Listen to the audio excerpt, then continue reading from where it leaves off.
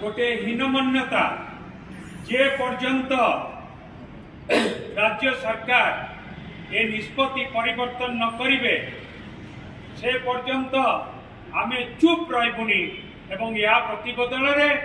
आमे लोकों पाखु जीवु दरकार पड़े आमे राजरास्ता मार्च 5 तारीख रु एप्रिल 24 तारीख को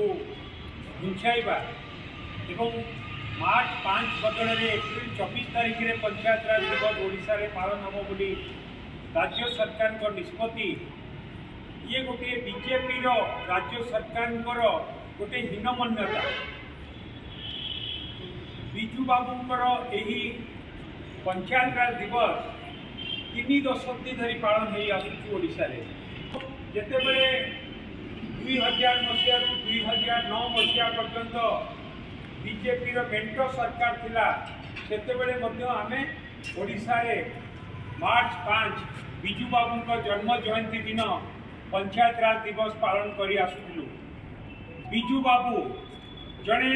स्वाधीनता संग्रामी थिले, जड़े राष्ट्रनीतिज्ञ थिले एवं भारत वर्ष से एपरी एक नेता थिले जहां मृत्यु रे जहां देहांत रे 3 गोटी देशर पताका तांको ऊपर पका जाइतिला एवं ओडिशार विकासर विश्वकर्मा थिले बिजू बाबू एवं सही परि जने महान व्यक्ति तांकर जन्म जयंती रे आमे मार्च 5 रे प्रत्येक वर्ष पंचायत राज दिवस पालन करू एवं बिजू बाबू को जन्म जयंती रे पंचायत राज दिवस पालन करिवार कारण होउची कि समग्र भारत वर्ष रे त्रिस्तरीय पंचायत राज व्यवस्था बिजू बाबू ही आरंभ करथिले। भारत वर्ष रे प्रथम नेता बिजू बाबू जे कि ओडिशा रे त्रिस्तरीय पंचायत राज व्यवस्था करथिले एवं क्षमतार विकेंद्रीकरण करके पंचायत रे गाँव रे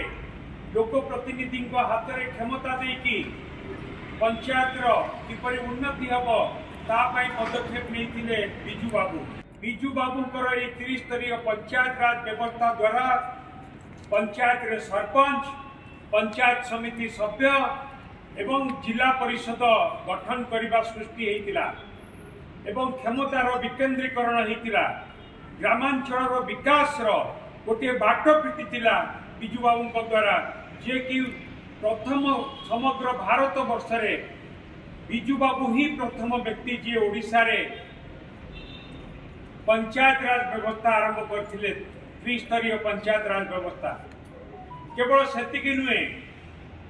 बिजू बाबू होउचंती भारत वर्षर प्रथम व्यक्ति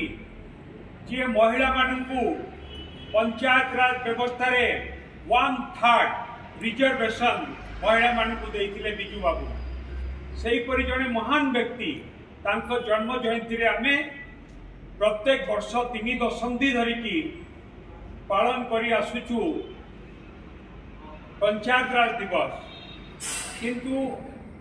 जेतेबेले वाजपेयी जी पूर्वतन प्रधानमंत्री जड़े महान नेता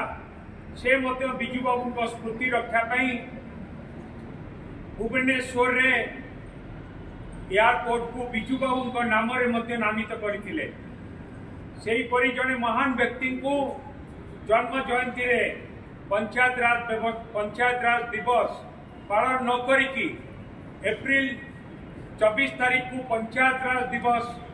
घुंचा जिबा बिजू बाबू प्रति गोटे अपमान एवं ओडिशा प्रति अपमान, ओडिशार प्रत्येक जनसाधारण अपमान जो माने बिजू बाबू को भल पाती एवं जो मानक ओडिशावासी 4.5 कोटी लोक बिजू बाबू हृदय एवं 4.5 कोटी लोक हृदय बिजू बाबू।